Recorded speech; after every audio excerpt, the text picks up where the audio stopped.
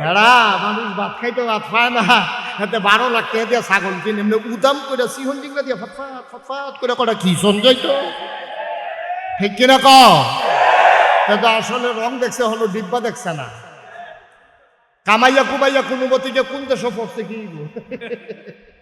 ওই একটা গিয়া বুর্খা গাউ দিয়া যাইতে লইছিল বেড়া তো ধরা পড়ছে। আর তাই নিয়ে কামাইয়া কুমাইয়া যেন বুঝা না যায় আলহাজ মনে হয় যেন হজ করে কামাইয়া কুমাইয়া আইছে তাই নেই। নাউজুবিল্লাহ কোন না কেন জোরে কইতেন না নাউজুবিল্লাহ? আচ্ছা একটু চিন্তা করেন কি হইব ওয়াজ দিয়া? আপনি সারাটা বছর ওয়াজ শুনলেন, ওয়াজ করলেন, কি লাভ ওয়াজ দিয়া? কি হবে মসজিদ দিয়া ঘন ঘন? কি হবে কন? আমাদের যদি মৌলিক পরিবর্তন, ওই জেহাদি ভাই যেটা বলছিল, আর আমাদের সংখ্যা তো আমরা অনেক বেশি হয়ে গেছি। বদরের যুদ্ধে, প্রথম যুদ্ধ ইসলামের, মাত্র 313 জন ছিল মুসলমান। 1000 প্রশিক্ষিত সৈন্য, একটার থেকে একটা মনে হয় আতির ছিল, আতি উঠতে রয়েছে। এখানটি শরীরের ভিতরে বর্ম লাগাই রাখছে, তরবারি দিয়ে ফুস দিলেও কাটে না।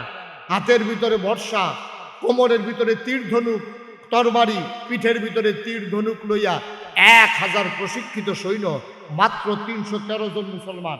মুসলমানও কোন জাতে? এক বেলা খাইলে আরেক বেলা খানা নাই, 15 দিনে একবার গোসল নাই। হ্যাঁ বেড়ায় গোসল করে বিজালুঙ্গি দিলে হেতে ফিঙ্গার করে গোসল করে। এইরকম অবটনের ভিতরে চুলার ভিতরে আগুন জ্বলে না 3 দিন, বাতাস আইলে গাছও ধরে ফেরুই যাওয়ার লাগে। হেই মুসলমান, তরবারি নাই, অস্ত্র নাই, ভাঙ্গা দাও লইয়া, আষাঢ় সারা দাও লইয়া, ভাঙ্গা তরবারি লইয়া, খেজুরের ডাইল লইয়া বদরের প্রান্তরে মাত্র 313 জন। ইতিহাস প্রমাণ করে 313 জন দুর্বল মানুষ 1000 প্রশিক্ষিত সৈন্যকে সামনে পেয়ে 70টারে কুবাইয়া 2 টুকরা করে ফেলছে, 70টারে ফিসমোড়া বান্ধিয়ে হতাই রাখছে। আর বাহিনী ও বাবু কইয়া দৌড় দিয়ে গিয়ে কোনো মতো মক্কা পড়ছে। ঠিক কিনা? আমরা তো সেই মুসলমান বেড়া, আমরা সেই মুসলমান ছিলাম। 313 জন কচু কাটা করছে, আর আমরা এখন 250 কোটি মুসলমান।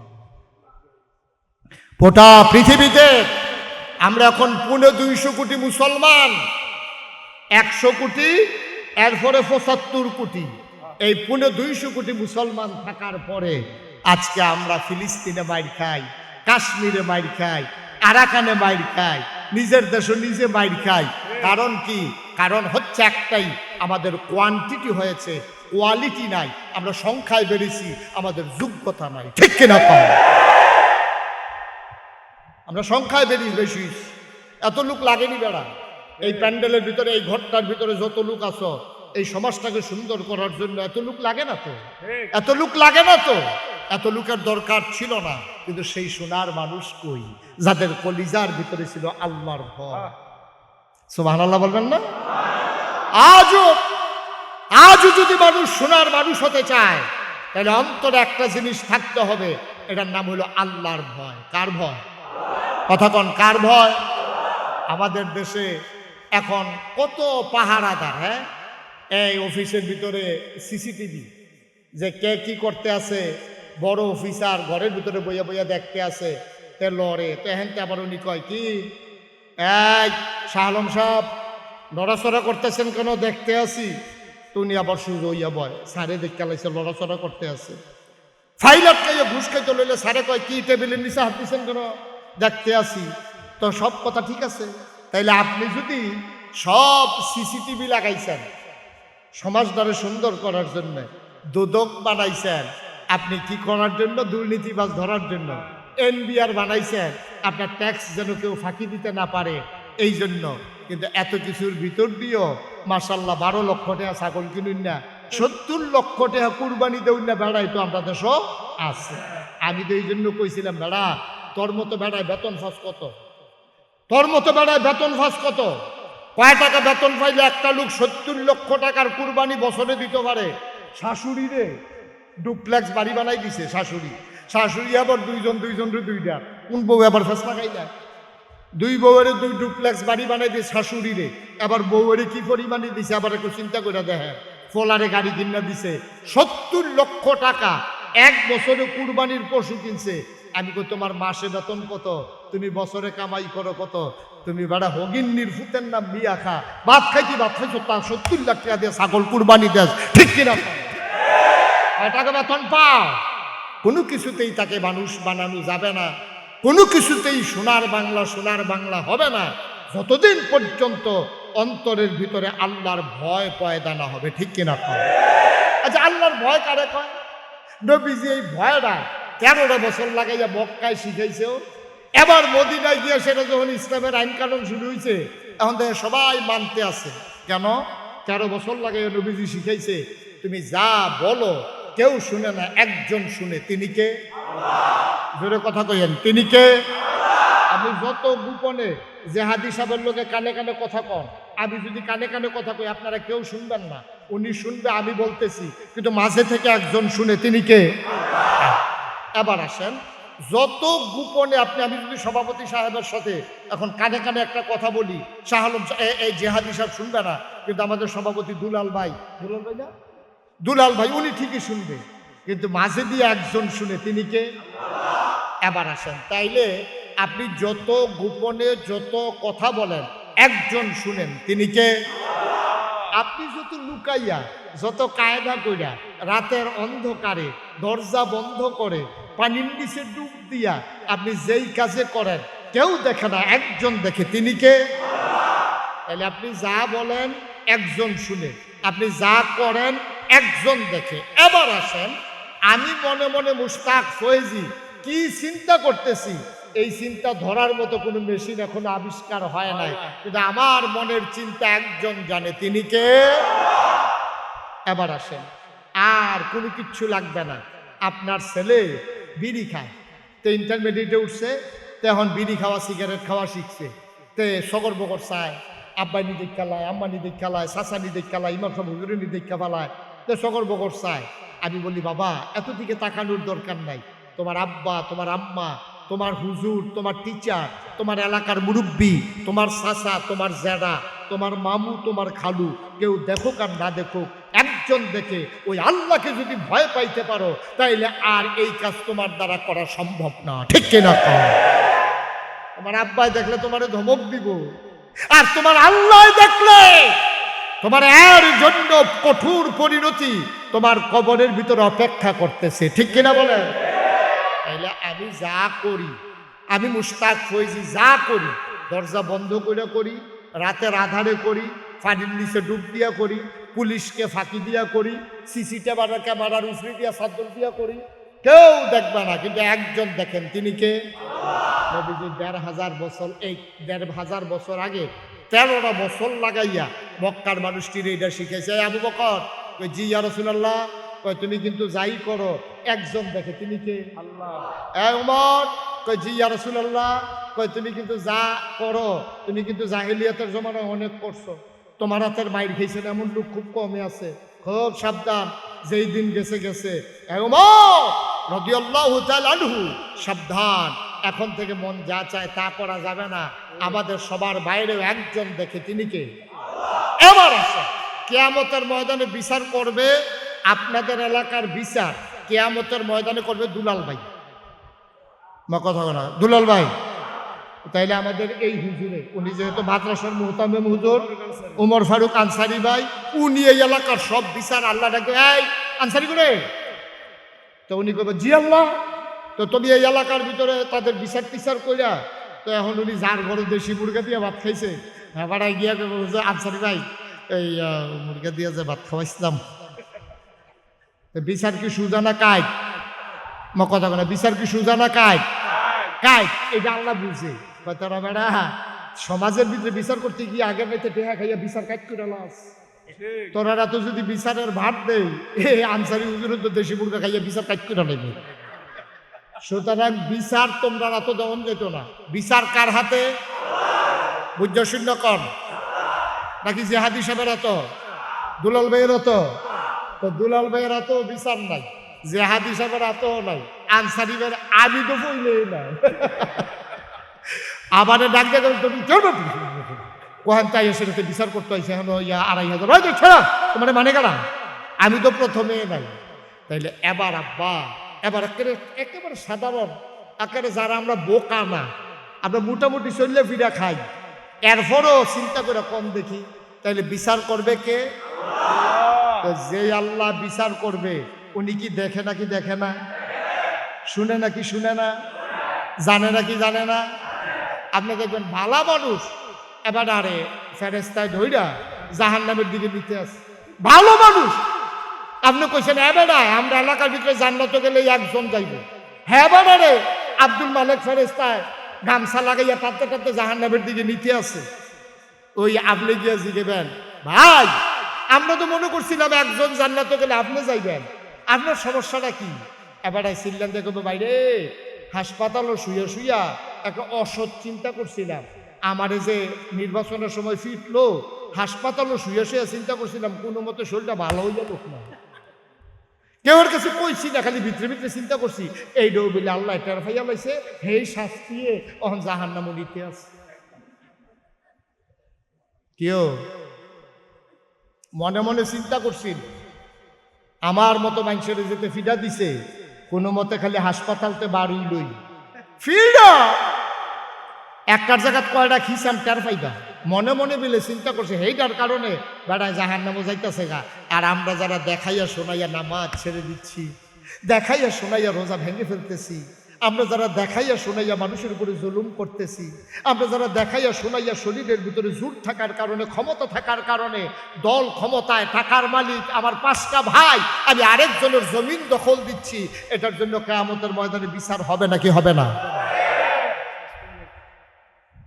জেহাদ হিসাবের মতো মানুষের হুজুর মানুষ এবারের মতো মানুষের মামলার দরকার কি?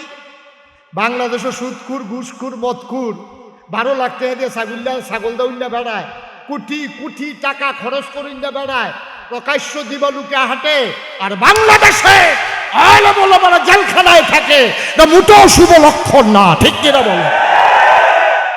কারবার কি? কারবার কি? দুনিয়াটা বুঝ করে বইব, দুনিয়াটা কইরা গেলা, এই দিন দিন না আরো দিন। এই লোকজন জায়গা হচ্ছে না না ভাই, আপনারা মুরব্বী যারা আছেন একটু চেয়ারগুলাতে আসেন। এই যে হুজুর এই চেয়ারে আসেন। আরে এটা কি আইন না? এই কথা বলেন না কেউ। হ্যাঁ অনেক লোক বাইরে হয়ে গেছে, আপনারা দয়া করে একটু আগান ভাই, একটু গরম লাগুক আগান। এই গেঞ্জি এই কই যাও? এই কালা টুপি কই যাস?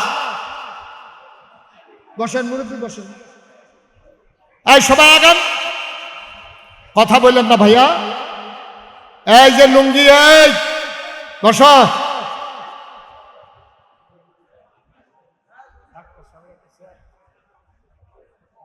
এই যে ডাক্তার সাহেব, এই লিয়াকত ডাক্তার সাহেব চেয়ারে আসেন। আহা আমি কাউরে বাড়িতে বলছি একটু বসেন, শেষ করে দিচ্ছি, আর লম্বা সময় না, বৃষ্টির ভিতরে বেশি সময় থাকতে মন চাইবে না। শাকিল বসাই দেন সবাই রে। এই আর্জেন্টিনা বসো, ইন্টারন্যাশনাল বাফিং বানাই লেছি, তা আর্জেন্টিনার তো ওয়াজ হুল তো আইয়া পড়ছে, তে নমুনা খারাপ। আর্জেন্টিনা আরো আছে, ব্রাজিল থেকেও আইসত না রে, আছে ব্রাজিলের লোকও আছে। হ্যাঁ মাশাআল্লাহ, হ্যাঁ বসো, ঠিক আছে, ওকে ফাইন। যারা বাইরে আছেন ফাঁকে ফাঁকে ঢুকে যান, আর দেরি করা যাবে না। সবাই ঠিক আছে ইনশাআল্লাহ? মনোযোগ আছে সবাই? কোন আমিন। তাহলে অন্তরে ভয় থাকবে কার? নবীজির সাহাবাদের অন্তরে ভয় ছিল কার? তাবেঈদের অন্তরে ভয় ছিল কার? তাবেঈদের অন্তরে ভয় ছিল কার? ওলামায়ে কেরামদের অন্তরে ভয় আছে কার? আজও যারা জান্নাতে যেতে চায়, যারা আল্লাহওয়ালা হতে চায়, তাদের অন্তরে ভয় থাকবে কার? আমাদের অন্তরে ভয় থাকবে কার? ওই আল্লাহ যিনি কিয়ামতের ময়দানে আমাদের বিচার করবেন, ঠিক কিনা কন? তাহলে আমরা কি ভয় পাবো নাগাইশের পীর সাহেবরে না আল্লাহরে? জেহাদি ভাইয়েরা না আল্লাহরে? আনসারি ভাইয়েরা না আল্লাহরে? দুলাল ভাইকে না আল্লাহকে? আমরা ভয় পাবো আল্লাহকে, আব্বারে আম্মারে সম্মান করব, কিন্তু ভয় পাবো কাকে? কথা কনা কাকে? আল্লাহর ভয় কারো অন্তরে যদি থাকে, সে কি দোকান বাকি খাইয়া দোকানদারে ঘুরাইতে পারবে? আরেকজনের জমিন দখল দিতে পারবে? কথা কনা পারবে? সে কি মানুষের উপরে জুলুম করতে পারবে? অন্যায় করতে পারবে? অবিচার করতে পারবে? কারণ যেহেতু তার অন্তরে আল্লাহর ভয় আছে, এই মানুষটা কখনো অন্য মানুষের উপরে জুলুম করতে পারবে না। এবার আমরা শুনবো আল্লাহর ভয় কারে কর। রাজি আছেন তো সবাই? রাজি আছেন সবাই? আল্লাহর ভয় কারে? ও মুসলমান, মন দিয়ে শুনো, আল্লাহর নবীর সুহবতে যে সাহাবারা নিয়েছেন, সাহাবায়ে আজমাইন, তাদের অন্তরে এমন আল্লাহর ভয় ছিল, তারা এমনভাবে নিজেকে হেফাজত করেছে। একজন লোক মসজিদের সামনে দাঁড়াইয়া বলতেছে, ভাই আমরা দুইজন এক জায়গায় যাব, আপনি একটু দাঁড়ান, আমি দৌড় দিয়া বাড়ি থেকে আসতেছি। আপনি নইরেন না, আপনি এখানেই থাকেন। খেয়াল করেন, আপনি এখানেই থাকেন, আমি বাড়ি থেকে আসতেছি। দুই ভাই মিলে একসাথে যাব। যিনি দাঁড় করাই গেছেন, যিনি দাঁড়াই রইছেন, যিনি বাড়িতে গেছে আর মনে নাই, ভুলে গেছেন, পরের দিন আবার এখানে আসছে। আইসা দেখতেছে মসজিদের সামনে ওই মানুষটা দাঁড়াই রইছে। ডাক দেয়া কয়, ভাই আপনি এখানে কেন দাঁড়িয়ে আছেন? কয়, ভাই আপনার কি মনে নাই গতকাল কেন বলছিলেন আপনি এখানে দাঁড়ান? এই জন্য আমি আর যাই নাই, দাঁড়াই রইছি। আমি আমার যখন দেরি হইল তখন আপনি বৈশা রয়েছেন কি করতে? আপনি চলে গেলেন না কেন? না না না, আমার দাঁড়ানো সম্ভব না, আপনি আইসা দেখবেন আমি নাই, এই কাজটা আমার দ্বারা কোনোদিন করা সম্ভব হবে না। সুবহানাল্লাহ। এটার নাম হচ্ছে ইসলাম। ও মুসলমান, মন দিয়ে শোনো, তাদের অন্তরে কেমন আল্লাহর ভয় ছিল। আমিরুল মুমিনিন, খলিফাতুল মুসলিমিন, খলিফাতুর রাসূল সাল্লাল্লাহু আলাইহি ওয়াসাল্লাম, ওনার নাম হইল আবু বকর সিদ্দিক। সুবহানাল্লাহ বলবেন না? আবু বকর সিদ্দিক 3 দিন হয়, খুব খেয়াল করেন, 3 দিন হয় চুলায় আগুন জ্বলে না। খিদা কি কম না বেশি? কথা কয় না, কম না বেশি? এত প্রচন্ড খিদা, 3 দিন ধরে খাবার নাই। একটা মানুষ বাঁচে কেমনি? মাঝে মাঝে পারলে একটু পানি খায়, পেটের ভিতরে পাথর বেঁধেছেন, কত কষ্ট মানুষটা। এমন সময় ওনার যে কর্মচারী, ওনার ঘরের একটা কৃতদাস ছিল, কেনা গোলাম ছিল। ওই কেনা গোলামটা দৌড়ে আসছে এক টুকরি খেজুর নিয়ে, আইসা বলতেছে, ভাই আবু বকর সিদ্দিক, আপনি তো আমার মালিক, আমি আপনার গোলাম, এই যে খেজুর আপনি খান, কোনো সমস্যা নাই, এটা আমার খেজুর। এই কথা বলছে পর আবু বকর সিদ্দিক খিদার যন্ত্রণায় খেজুর পাইয়া পট করে একটা মুখে দিয়া সাবাইয়া ঢুকিলে ফেলছে। ঢুকিলার পরে উনি হঠাৎ করে চিন্তা করলো, আরে নবীজিনা কইছে হারাম খানা খাওয়া যাবে না, তো আমি তো জিজ্ঞেসই করলাম এটা হালাল না হারাম, আমি তো খিদার জ্বালা খেয়ে ফেললাম, আমি তো একবার জানতেও চাইলাম না এই খেজুর সে কেমনে পাইছে, এটাকে হালাল না হারাম, টোকাই আনছে না আরেকবার মাইরে আনছে নাকি জুলুম করে আনছে, আমি তো জানি না, তা আমি যে খেজুর খাইয়ে ফেললাম, এটা করলাম কি? আল্লাহর নবী বলেছেন, কেউ যদি একটু খাবার গ্রহণ করে, এই খাবার দিয়া যদি এক কোনা গোশত হয়, খাবারের কারণে যদি দেহের ভিতরে 1 ফোঁটা রক্ত হয়, খেয়াল করেন, আপনি যাই খাবেন হয়তো 1 কোনা গোশত হবে, নাইলে 1 ফোঁটা রক্ত হবে। আল্লাহর নবী কয়, ও আমার উম্মত শুনো, তোমরা যে খাবার খাও, ওই খাবার দিয়া যদি 1 কোনা গোশত হয়, 1 ফোঁটা যদি রক্ত হয়, ওই রক্তের কোনাটা যদি হারাম খাবার দিয়া হয়, রক্তের ফোঁটাটা আর গোশতের কোনাটা দিয়ে যদি হারাম খাবার দেওয়া হয়, তুমি যত বড় ফির সাহেব হও, যত বড় লাট সাহেব হও, যত বড় ইমাম সাহেব হও, যত বড় হাজি সাহেব হও, ওই হারাম খানা দিয়া যেই গোশতের কোনাটা, যেই ফোঁটা রক্তটা তোমার দেহের ভিতরে তৈরি হয়েছে, তুমি যত বড় আল্লাহর ওলি হও, যতক্ষণ পর্যন্ত ওই কোনা গোশতটা, ওই ফোঁটা রক্তটা জাহান্নামের আগুনে না জ্বালানো হবে, ততক্ষণ পর্যন্ত মানুষটা জান্নাতের মুখও দেখবে না।